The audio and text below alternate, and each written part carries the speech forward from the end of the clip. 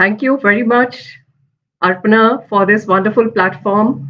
Thank you, Wonder Woman Connect, for giving me this opportunity to reach out to so many people.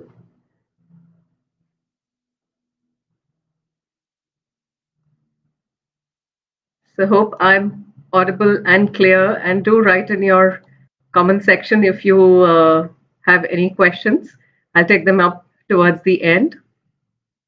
So, as you all know, this talk today is about urban gardening. All of us during the pandemic have realized how important urban gardening is.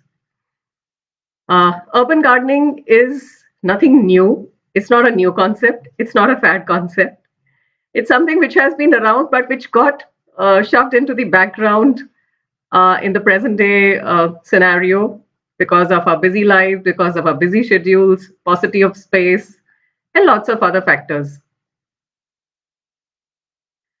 So, just to get started, I'll be covering the basics.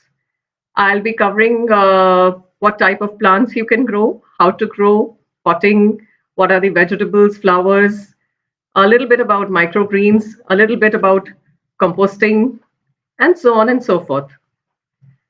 So, when we talk about the basics of gardening, there are five things which we need to keep in mind.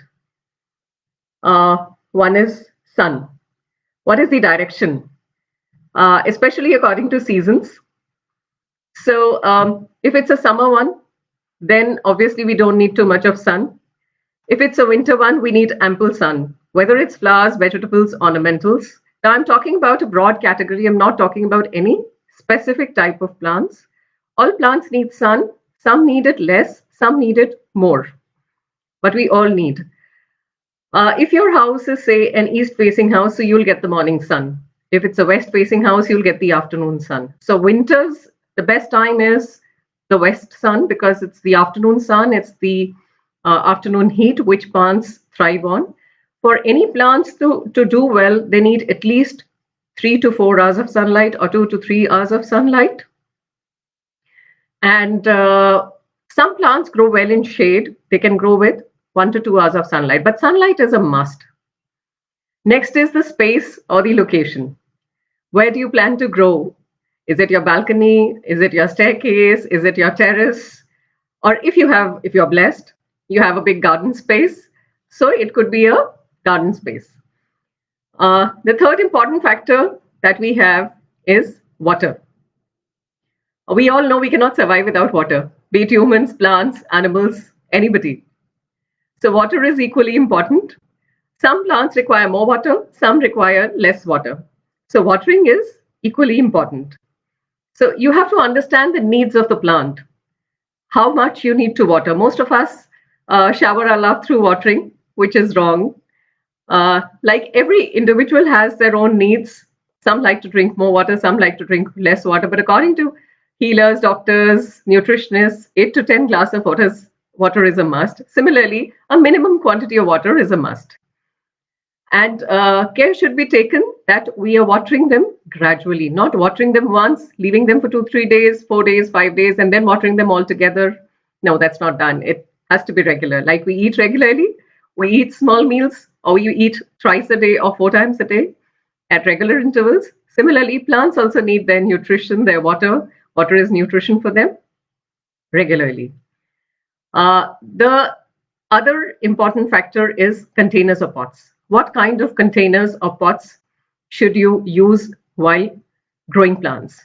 Now, if it is vegetables or if it is herbs, vegetables and herbs do not have a very deep root system. They have a fibrous root system, which means they have very thin roots which spread very easily. They do not require too much of depth.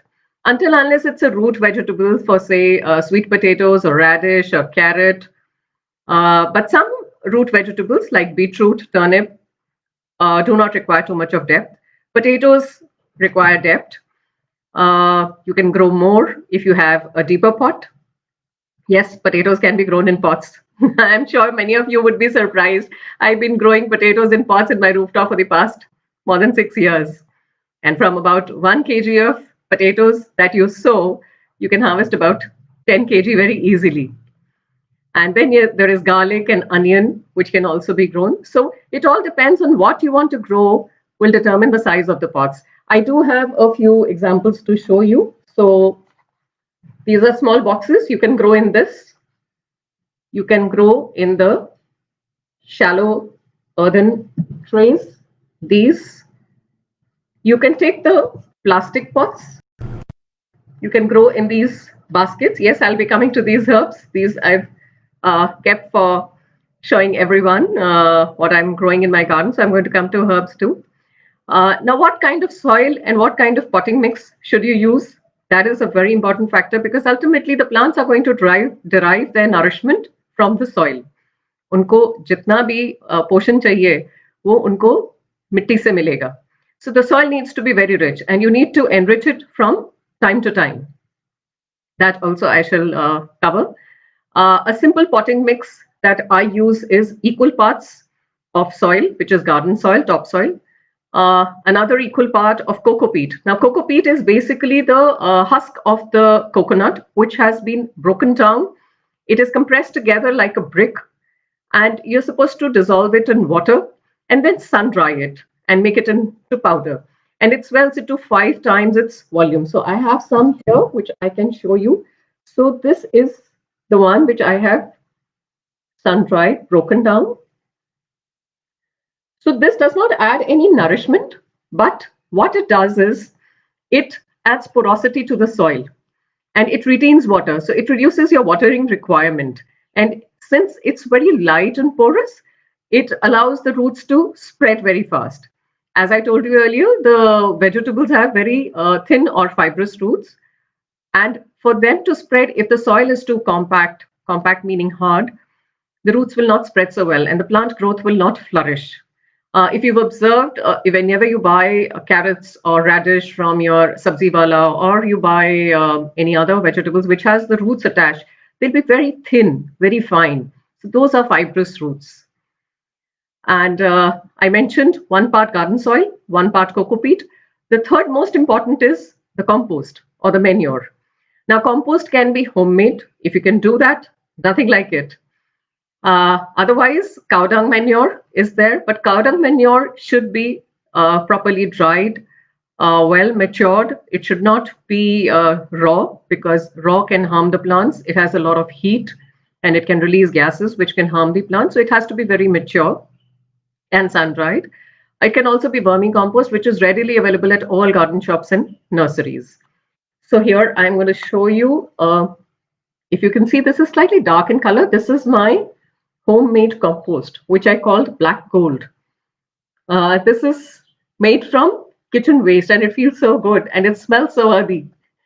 So this is something which all of you should consider doing at home. Even if you don't have plants, small, less, more, doesn't matter. There'll be ample takers for this compost. So repeat the soil mix again, equal parts of garden soil, coco peat and compost. This is the simplest mix. Now, if you want to enhance or nourish it, you can add a handful of neem khali. Neem khali is the leftover residue after extracting oil. It's a powder. It's readily available in the market. Some people like to add more meal. I don't. You can also add dried leaves to it. Dried leaves are full of nourishment. And the best leaves that can be used are neem leaves. Now, how to fill a pot? That again is a big question. So I can just demonstrate to you. I'm demonstrating it very simply. You can do it in this pot. You've seen holes. So in all pots, you've seen the earthen pots, the cement pots, the ceramic planters. Every pot has a hole at the bottom. Now that hole is for drainage. Drainage meaning excess water to drain away. Because if the water gets clogged, the soil is going to become very mushy and the roots are going to rot. So excess water must drain away. But we need to cover the hole to facilitate this drainage. In case you do not cover this hole, then the soil is going to flow out. So all of us have broken pot pieces lying around. If you don't have broken pot pieces, ask your friends, ask people around. Or I can tell you of certain other things. If you have a construction site, just get few pebbles. Just add a full layer of pebbles that will facilitate the drainage. Or more recently, we've just been over with Diwali. You have the Diwali diyas left over. Just place the diyas upside down as a full layer at the bottom. After that, you can add a thick layer of dried leaves. And after that, you can sprinkle a handful of wood ash. Now, wood ash, where can you get? You can get it from your dhobi, you can get it from the tandoor, you can get it from a restaurant, anywhere. But don't fret if you don't have any of these things. You just need the basics, which is coco peat, soil, and compost. These are the three main ingredients. Rest are all enhancers. If you can add them, very good. If you can't, fine. Just go ahead with it. So once you've covered that, just fill it up and with your hand, level it. And it's done. As simple as that. Filling pots is pretty easy. Now, I also prefer the plastic pots for two reasons. I'm not a plastic fan at all, but sometimes convenience and other things take over. The plastic pots I prefer for two reasons. One, they are light, so I'm not dependent on the Mali for doing any work. I can do the lifting around, I can move them around, I can refill them, I can empty them out. No hassle, no fret. The earthen pots and the cement pots are too heavy, so you really don't want to lift them so much of weight and break your back over it. The other reason why I prefer the plastic pots is they give you more surface area. Most vegetables require more surface area than depth. The earthen pots you will always get in round shape, so they will give you depth, but they will not give you surface area. So as I mentioned, what kind of plants you want to grow will determine the type of pots you want to use.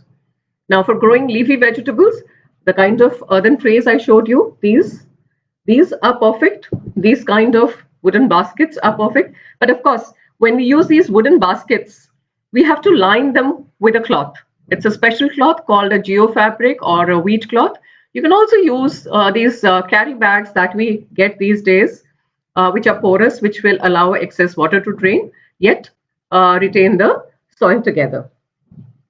Cement pots, I'm not a great fan because cement pots do not allow for aeration. Neither do they, they're very heavy, and neither do they give us the required shape of the soil and the mix everything. So it's not a very good idea to use cement pots.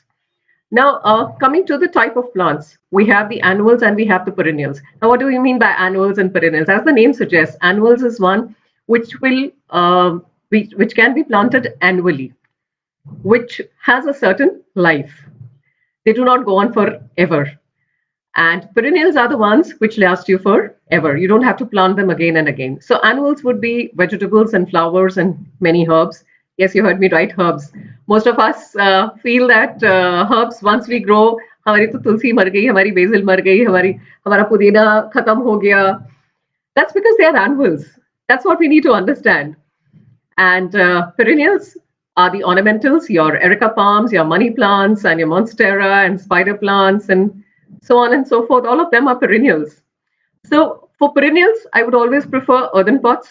Or if you have bigger spaces, you can even go in for the fancy planters, or you can go in for the plastic pots, or you can also go in for the cement pots. Even plants like bougainvilleas or the perennial flowering plants, there's a huge array that you can choose from. Now coming to the annuals, we since it's winter time, we'll talk more about the winter plants. Summers, maybe we can do a session later when it's about to be summertime.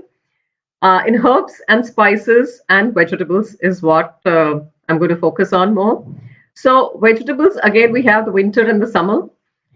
You need to understand what is the planting time and how to plant them and what is the care for them. So there are three ways where we can plant the herbs and the vegetables. How can we plant them? We can plant them directly through seeds. We can plant them through saplings which are available at the nurseries, or you can prepare saplings and transplant them to bigger pots. And third way is through cuttings. So you just take a cutting, put some rooting powder and put it to get rooted. So these are the three ways. The most common is through seed and sapling. How do we do seeds? Now, seeds, you have to gain a little knowledge. Google Baba is there at everyone's click of a mouse. But no, lots of gardening groups. A lot of help is available now. When I started my journey more than 8 years back, nothing was available in Delhi, not even seeds, no help. So much so that even my composter, which I used to make my compost, my kitchen waste, that I ordered online from Bangalore. And now, of course, it's available everywhere, which is a very good thing. I'm quite glad and delighted to see the kind of progress we've made in the past so many years. So the winter vegetables we all know, but still I'll just run through them. So we have the root vegetables where we have the turnip, we have the beetroot, we have the carrot, we have the small red mooli, we have the white mooli, and we have the sweet potato. But sweet potato is planted in a very different way. We have the potatoes, we have the garlic, and the onion. Then we have the leafy variety. Now the leafy variety is the easiest to grow. What do we have in the leafy variety? We have palak, methi, dhania, amaranth or chalai. We have bathua, we have salad leaves. There's whole variety in salad leaves, lola rosa, romaine lettuce, rocket leaves called the arugula. We have the bathua, we have the sarson ka saag. Lots and lots of leafy vegetables. Lots comes in summers also, but I'm not talking much about summers right now since we're focusing on what to grow now. The simplest way to grow few vegetables, the leafy vegetables, get started with the leafy vegetables because they are the easiest to grow. They give you the fastest results. The turnaround time of leafy vegetables, you'll be surprised, is just about 20 days. 20 days, I'm talking from the date of sowing the seeds. And some seeds are readily available in your kitchen. I said that in some of my sessions, which I have conducted for other groups. Uh, Dhania, sabut dhania is all there in everyone's kitchen. Yes, they are the seeds. The solid seed has two seeds inside, so you can soak them, just crush them a little, and then sow them. You have the dana methi. Yes, we get our methi from the dana methi. You can use those seeds. The moti sarson, which we use for our South Indian, the tadka, or even the fine rye that we have, that can be used to grow your sarson ka saag. I'm sure many would be smiling because sarson ka saag is a staple in winters, especially in North India. Nothing like fresh sarson ka saag from your terrace. So these seeds are readily available in your kitchen. Please go ahead and use them. You also have the sauf. You have many other seeds which you can try and experiment and grow. In case you're hesitant to use them from your kitchen, then go ahead, order them online or go to a seed shop or gardening groups, and a lot of seeds available. Now, these are the seeds which are sown directly by broadcast method. By broadcast, I mean just sprinkling over the soil and then covering them lightly with soil. You don't really have to make spaces or holes and then sow them. Then we come to some easily grown radish, especially the red radish, the small round one, which all of us relish. That also takes about 20 to 25 days to be ready. It can be a little longer. See, I'm just giving a broad outline and a broad frame of the turnaround time, but it varies according to the conditions that you have, the sunlight, nourishment, water, care, everything, but a general broad guideline. Tomatoes, we all know, tomatoes grow very well. Tomatoes, you can use fresh seeds from a slightly ripe tomato in your kitchen. Just take them out, wash them well, dry them on a cloth, and sow them. And very soon you'll have your tiny tomato plants growing out of it. So tomatoes takes about typically 60 days to 90 days, which means 2 to 3 months to be ready.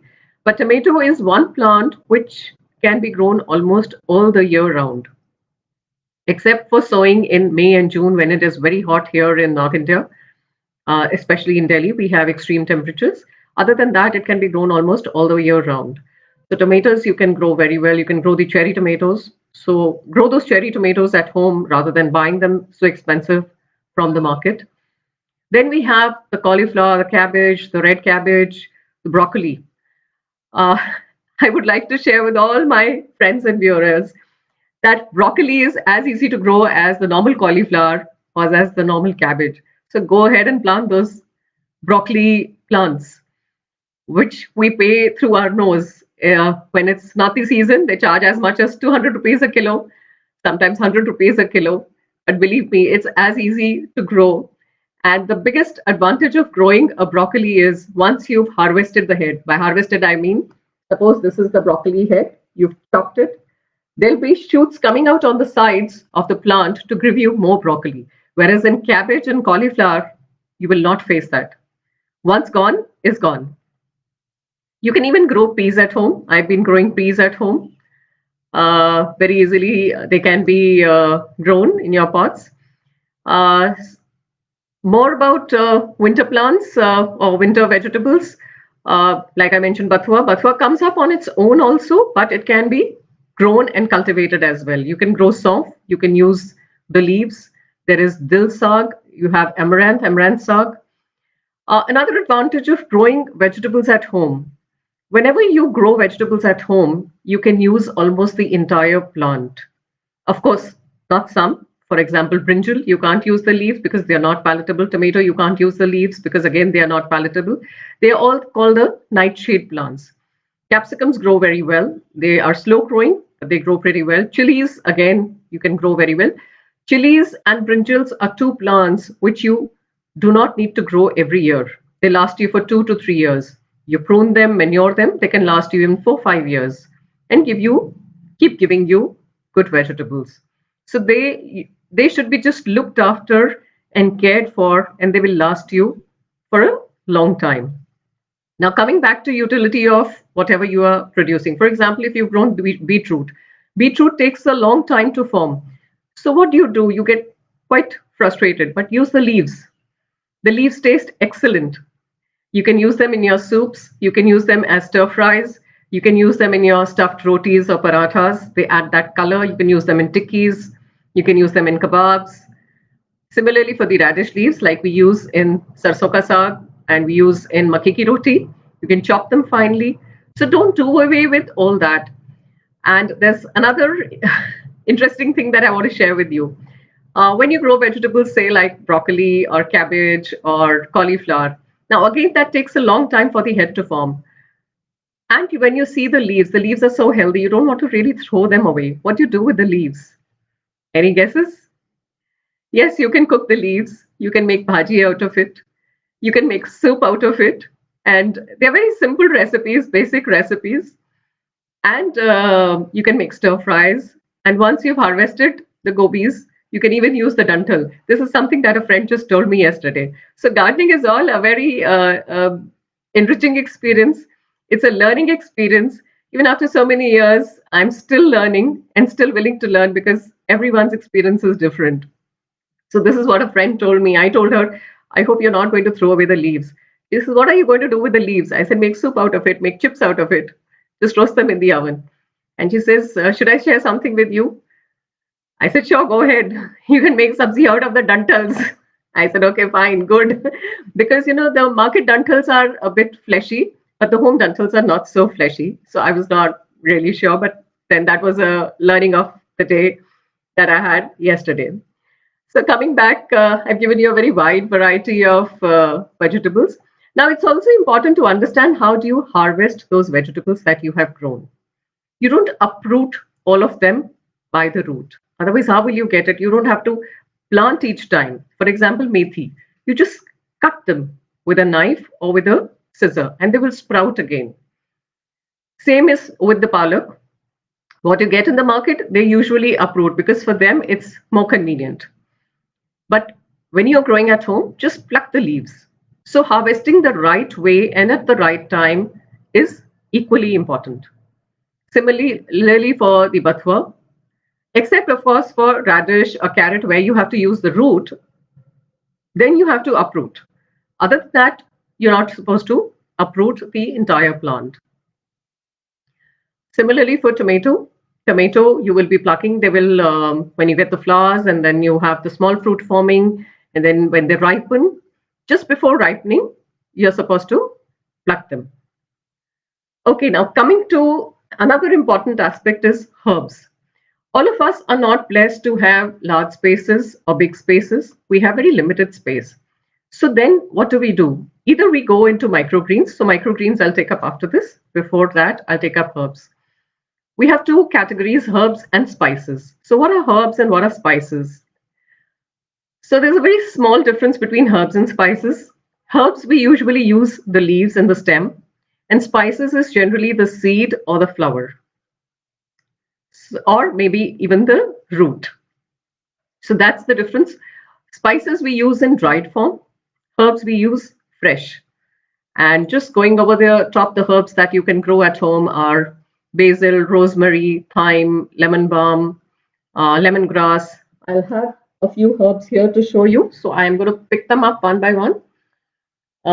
This is patharchat, which is also used for curing kidney stones. But you can use a leaf or two in your chutneys. This is ajwain. And these are all from my garden, which I've plucked fresh. In fact, I'm not sure if you can see, there are some droplets of water also. This is another variety of ajwain. Now, this ajwain does not give you the ajwain seeds, but it has the same fragrance, and you can use the leaves. The leaves are very fleshy. You can make chutney out of it. You can add coconut because it's a little pungent.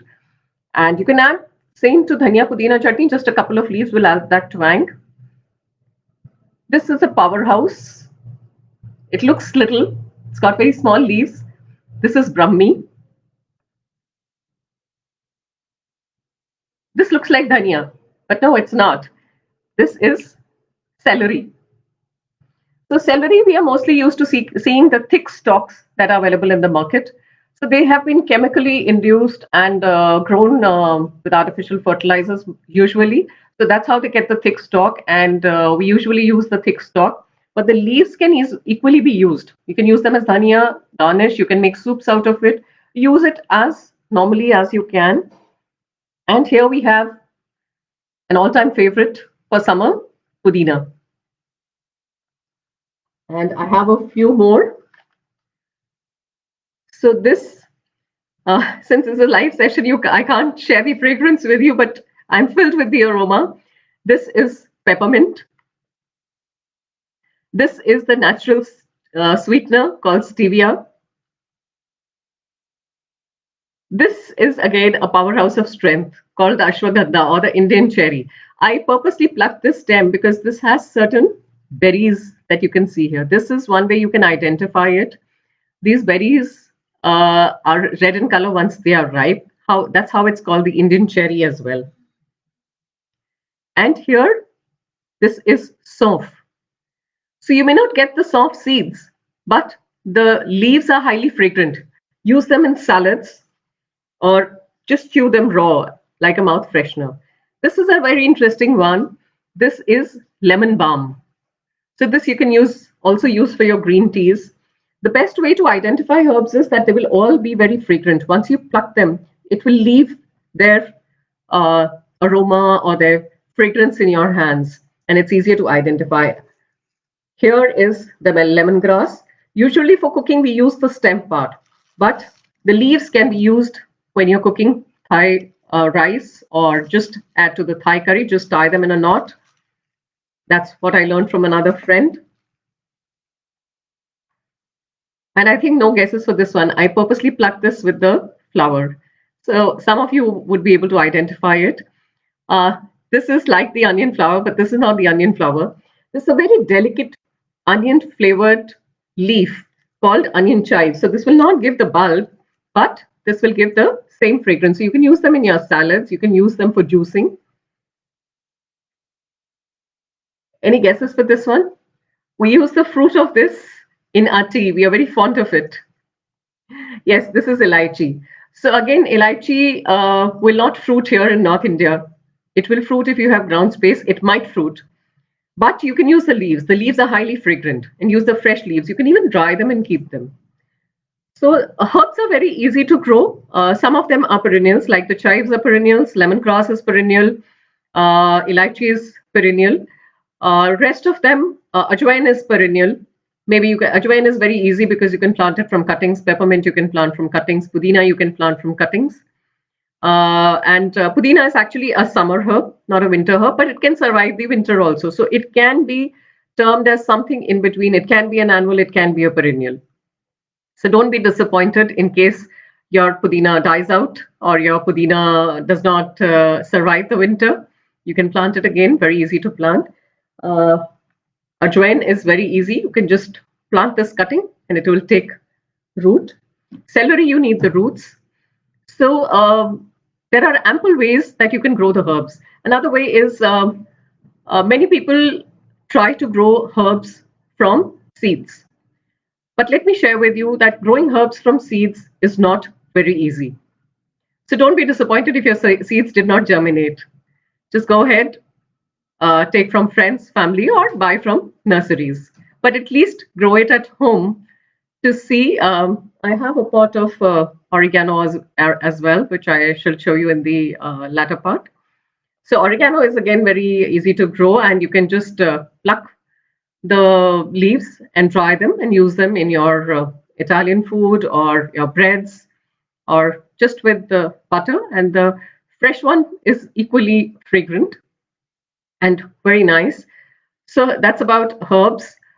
Spices don't grow very well, so I'm not going to go into spices. Next are the flowers. It's very important to plant flowers in your garden because they bring in the bees, they bring in the birds, they bring in so many other things and so much, they add so much of color to your garden. In summer, flowers are very essential because most of the summer vegetables that we grow require pollination. And how do we have pollination till the time we don't have the butterflies? And it's a pretty sight to see the butterflies hovering over the flowers, isn't it? So, flowers are equally important, and winter is a very good time because we have a huge variety. So, we have the small height flowers like the ice flower, the pansies, the petunias, which can be grown in earthen pots and baskets. Then we have the medium height flowers. We have the salvia, the cinerarias, the calendulas, the marigold. Then we have the tall ones, the lupins, the larkspurs, the hollyhocks. Alyssum is a small one. Verbena is again a small one. Poppies, so many of them. The list is endless. Now, these flowers again are mostly grown from seeds. You can get saplings from the nursery, you can get seed packets, develop the saplings at your own place, then transplant them. If you have a big garden, only then is it advisable to get seed packets, prepare saplings, and then transplant them to the pots or the beds. Uh, for the simple reason, seed packets are much cheaper. The quantity of seeds is quite a bit, whereas saplings are much more expensive. So saplings also, there are two varieties. One is the Desi variety, the other variety is the hybrid variety. The hybrid variety is the one which we like most because it has good blooms, good flowering, good sizes. So that is another one. An important part that I want to dwell on is that whatever you do in your garden should be sustainable. What do I mean by sustainable? Once you have grown something in your garden, save the seeds. Of course, it's a gradual process, it's a learning process which you will learn with time, but you should bear in mind ultimately every plant will go to seeding. So once it goes to seeding, you can collect the seeds, save the seeds, and use them next year for germination. There are two reasons for it. The most important being that the seeds that you save will have a better germination rate. You are sure that they are saved at home, they are fresh seeds, whereas the packets that you buy may not be fresh seeds. As the years pass, the germination decreases, the rate of germination of those seeds. So you can never be sure. And thirdly, if it's a particular variety, you can save it. For example, last year I grew three, four varieties of cherry tomatoes. One were the plum tomatoes, which were plum colored. One were the red tomatoes, and one were the yellow tomatoes. I had never seen yellow tomatoes. These were a few saplings given by my friend who said this time I've got the seeds from somewhere else. I saved the seeds, and this year I've planted those seeds again. And this year again, my garden will have the tomatoes, the yellow pear tomatoes, cherry sized. So you get to save those varieties and you don't have to look or hunt for those seeds. So these are three advantages of seed saving. And of course, it's a huge cost saving. Those who are already into gardening know that seeds are pretty expensive, especially the exotic varieties. Same is with, say, sarson or onion or palak or salad, any of them, all of them will give seeds, almost all of them. Now, coming to the care. An important part of plant care is manuring. So you need to manure them at regular intervals. You need to water them regularly. For watering, you just have to see the topsoil. If it is dry, it needs to be watered. If it is wet, of course, it doesn't need watering. That's a call that you have to take. how much to water, when to water. And with time, you will learn that.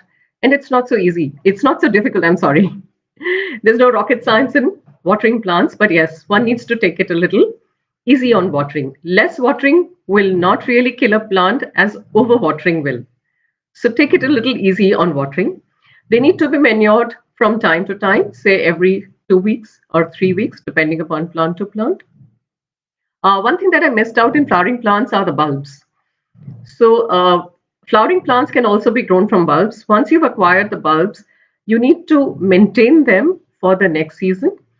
Some do not survive the same for the next season, so you may have to buy them again. But bulbs are good to buy because you can leave them in the pots if you have space or in the ground. If you're not going to pull them out, then they will last you for both seasons. So that's, and of course, the flowers are very different from bulbs. They are much bigger in size. Usually, we have the smaller size flowers also, like the oxalis, we have the liliums, the oriental lilies, the Asiatic lilies, the gladulies. These are all winter flowers, the iris. And yes, iris grows here. Of late, lots of people growing tulips as well, the Dutch tulips, which we all love to see. So lots of bulbs also, ranunculus, and a whole array of bulbs to choose from. Now I come to another interesting part, which is the microgreens. So what are microgreens? A lot of talk has been going around on microgreens. So microgreens are just the tiny shoots which are very nutrient dense. They have about 40% of the nutrition which a big plant will have. For those of you who don't have space, I think microgreens is a fantastic option. So I grow my microgreens in the takeaway boxes or these mushroom boxes. And you don't need a very thick layer of soil. I just use a simple mix of coco peat and compost. Now, the most important part in microgreens is initially you don't need to water them too much. You don't need to soak them. You just need to spray them. And the other important part is that you just need to sprinkle the seeds very densely. And microgreens can be of almost all plants except for plants like, say, capsicum, chili, or brinjals or tomatoes. Rest everything can be grown. You can also grow microgreens from the dals, the chana, the sabut ones, the whole ones that you have. You can even have microgreens of bajra, gehu, wheat, that is. Any grains can be grown as microgreens. And the advantage with microgreens is you can grow them very fast. It takes just about 10 to 15 days from sowing to harvesting. There are 2, 3 mediums of growing microgreens. You can grow them in tissue paper, you can grow them in cloth, and you can grow them in soil. So both have their advantages and disadvantages. When you grow them on tissue paper and cloth, you can consume them along with the roots. When you're growing them in soil, you have to cut them and harvest them.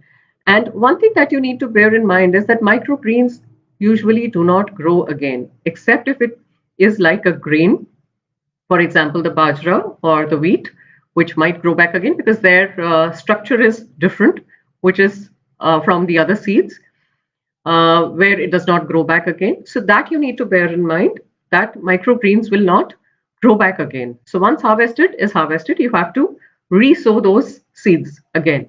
Now, microgreens have plenty of uses. Best to eat them raw. Many people ask me, why not? Can we steam them? So I said something that you can have raw. Why do you want to steam it or cook it? Because it's going to lose its nutrition. So you can use them in your soups as a garnish. You can use them in salads. You can just take a handful of your microgreens, just chew on them. They are great to eat raw. So microgreens, you don't need much care either. They don't need full sun. They just need partial sun for about 1 to 2 hours. They don't need very harsh temperatures. So that needs to be taken care of where you are growing them. The windowsills are ideal. You can even grow them, keeping them on your dining table. That's the advantage with microgreens. And these small boxes can be tucked away anywhere. So those of us who don't have spaces and have a space constraint, best way is to start with microgreens or grow microgreens. Now coming to a very, very important part and something which is very close to my heart is composting. What is composting? And what is the type of composters? So composting is basically converting your kitchen waste into manure. So we have, if you do go onto the net, you'll find. I wish I could do this session in my garden, but we have a constraint. We have a lot of construction going on, so there would be a lot of ambient sounds. So otherwise, I would have taken you around and shown you everything. So you can use the earthen composters. They are like three sets piled on top of each other, which has holes on the sides and it's got a wire mesh at the bottom. And then you have the plastic buckets. You have a couple of sites selling those plastic buckets, which will help you in converting your kitchen waste into manure. It's a very simple system. We can have a complete workshop on composting. So those of you who are interested can connect with me on one-to-one. You can take the number from Arpana, or those who are watching it who are not part of Wonder Women Connect. They can maybe send a message and I will be more than happy to help. There is a certain process to be followed. Most people shy away from it for the smell and mess it creates. But let me tell you, it's actually hassle-free. It does not create a smell if done the right way, and it is not messy at all. Like I showed you, this is my homemade compost, and this must be my 100th batch. I don't know. I've stopped counting. And it smells fantastic. It's earthy smell, and you can't make out that this is all the peels that have gone into it, your eggshells, even cooked food can go into it, which has gone bad. Anything goes into it which is biodegradable into your compost. And this is the best manure that you can give to your plants. A very important part that people ask me is pests. When pests attack, especially vegetables, why do pests come in the first place? They are part of the ecosystem. They are bound to exist with us. So we need to change our mindset towards pests. They are there for a reason. However, pests usually come if the soil health is not good or if we have planted something out of season. But still, if we have taken care of both the factors, there will be certain pests. How to handle them organically? Past 15 years, there has been no pesticide in my house at all, chemical pesticide, I mean. And I have not really faced a problem of pests. Perhaps I've been doing something right, which has kept the pests away. So there are very easy remedies, which I'm going to share here. If you wish to note them down, you can note them down as well. One is the most simplest is you take some turmeric powder, boil it, let it cool, and use that as a spray. That's a great pest repellent. You can get some neem leaves, pluck them fresh from a tree, boil them well, strain them, and use the cooled water. These you will still have to prepare. Haldi we have in our kitchen. Another important tool that we have in our kitchen is curd. Yes, curd. Curd is a great pest repellent. So just keep the curd outside the fridge, let it become very sour. Just sieve it, add it with dilute it with lots of water till its watery consistency. The sour curd is a great pest repellent too. Wood ash. Wood ash is very effective. So wood ash can just be sprinkled onto the plants. It's nothing harmful. It's one of the very good things, which I mentioned earlier also. You can add it to the soil also. If you add it to the soil, it would repel pests from your soil as well. Another good pesticide or insecticide is the chili garlic spray. Just take a handful of chilies, a handful of garlic, grind them to a paste. Once the paste is ground very finely, dilute it with lots of water. If you can keep it in a glass jar in the sun for about 2 days, that's the best. But if you can't, you can strain it and use it as a spray just to ward off the pests. Now, there are two things. One thing very important that you must bear in mind is whenever you are doing a pest spray, whenever you are using any spray, be it a chemical one or an organic one. Well, I will never advise a chemical one. When you're using an organic one, do it towards the evening. For the simple reason that the sun rays will not burn the plant. A certain amount of heat is generated, a certain amount. When you spray this insecticide, any insecticide in the morning, the sun will make it evaporate much faster and it will not have an effect. And once you spray it in the evening, it will stay on longer. And evening is also the time most pests sit on the plants and lay their eggs. But if the surface is wet, they will not. This is very small, simple tip. Another way to avoid pests is washing the plants in the evening, especially during change of season. Now, this I'm talking in general about ornamentals and vegetables and flowers, all of them. But just take care that once the flowers have started budding, you can't wash them. Otherwise, the blooms will die out.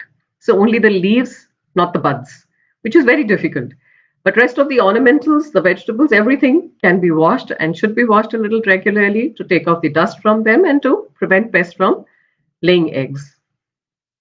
So now I'm coming towards the end of this session. Gardening teaches you a lot of patience. It's learning through observing, experimenting. Like we have this quotation that says, there are no gardening mistakes, only experiments. So I've done a lot of experiments. Some I've failed, some I've succeeded, and some still going on. So don't depend on anyone. Be the head Mali yourself. I say that in every session. Get your hands dirty with mitti, because that is what will give you real joy. The joy of doing it yourself. It is unparalleled. Every day when I climb up to my rooftop, my first reaction is, what can I harvest or what can I take for my kitchen today? And what am I going to cook today? So there and then at least one or two things are decided. Okay, this is what I'm going to cook today. So it's important to do it yourself. Don't be dependent on the Malis. It's no rocket science. Can be learnt very easily. Involve your family, involve your children. I'd like to share something very nice that one of my friend wrote, and I'm going to use her lines, which I found very appropriate while browsing through social media. She had written, "Mitti ko mutti mein आजमा कर देखो, खुशी क्या है, दो पत उगा कर तो देखो." Thanks, Manu. I've used your lines because I really found it amazing and very relevant and very good.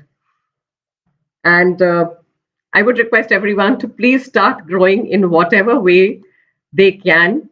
Small way, big way. Start small and then grow big. So I'm just going to go through the comments if we have any comments. Thanks, Arpana, for this welcome, although a little late now. I didn't see it earlier. Yes, Jaswanti, potatoes are not very difficult, in fact. Potatoes are very easy. You just, I can share the trick. I have grown them in pots. I just sow them. It's a very thin layer of soil that I put. I don't fill up the pot. I sow the potatoes the moment the shoots start coming up. You start filling up the pot with soil and manure. And as the shoots grow taller, keep filling up the pot. It's as simple as that. And you don't have to water the potatoes too much, because too much water will make them soggy or make them rot. And at the end of the season, the shoots will fall.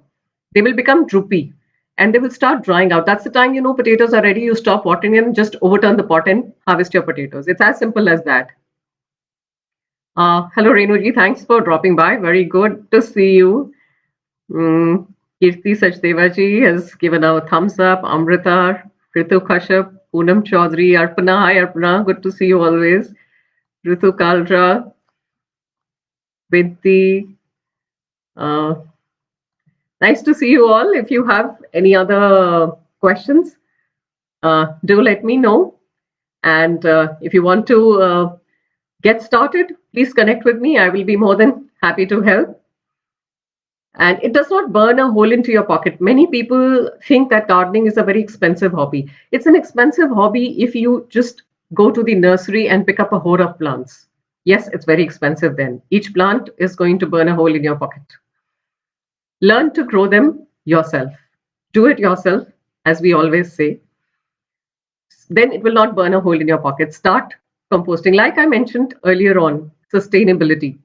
Sustainability will come from practices such as composting, seed saving, recycling, reusing.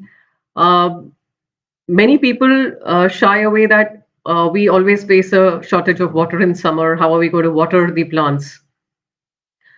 It's very easy. I can share a very simple trick that I use. I have my washing machine where I use liquid soap. I collect the water in 2 tubs, and that water is used to water my entire garden. Surprised? Yes, the soap water does no harm until unless using very harsh chemicals. So use biodegradable or organic soap, powder, or liquid.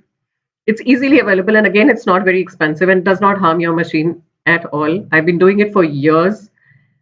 Each cycle of the machine uses about 60-65 liters of water, and that's good water which is being discarded, which you can reuse. So summers, quite a bit of your problem is sorted. So sustainability will involve lots of these things. Look around for the discarded boxes that you have. You don't need to invest too much in fancy pots or expensive pots. I started my gardening with the paint boxes, the Fevicol boxes, and the other dabbas that I had lying around because I was quite unsure. My experience was growing in the ground. I'll just give a little about my background, which I didn't give in the beginning. So I belong to Chandigarh. We always grew up with big gardens, big lawns. The front lawns used to be the ornamental one with lots of flowers and ornamental plants, and the backyard used to be always for vegetables. And each household had a couple of fruit trees and lots of vegetables growing. And that's how that interest was always ignited when I shifted to Delhi after I got married.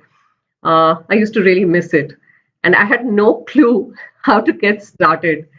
And initially, when I wanted to grow in pots, my mali really discouraged me. गमलों में तो सब्जी नहीं होती जी. But like a stubborn person, I kept at it. I kept doing it, kept failing also at times. My summer was disastrous for a good 5 to 6 years, but I kept at it and I wanted to succeed. So that was my determination, and I did. And finally, I had a wonderful green rooftop. Those of you who would like to learn little small things, I have a few videos on my YouTube channel. It's by my name, Amita Bhuvania. You can go through them, and they're very simple to follow. Do it yourself, kind of how to fill up your pots, how to grow microgreens. Another important thing is bioenzymes, which has got the attention of so many people. So I will not discuss bioenzymes right now because that in itself is a huge, vast topic.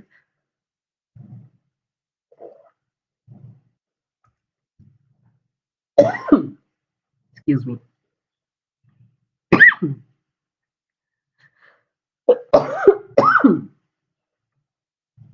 So that's about me. And here I am. It's been more than 8 years now, growing more than 25 to 30 varieties of vegetables on my rooftop in pots, adding gradually, slowly, taking baby steps at a time, and then taking the bigger steps. So thank you once again, Arpana. Thank you once again, Wonder Woman Connect. It's a wonderful platform to connect so many people and so many wonderful people whom I never knew earlier. Thanks to you, Arpana. Thanks for this wonderful opportunity. Uh, Till some other time, we meet again. So this is me, Amita Bhuvania, signing off.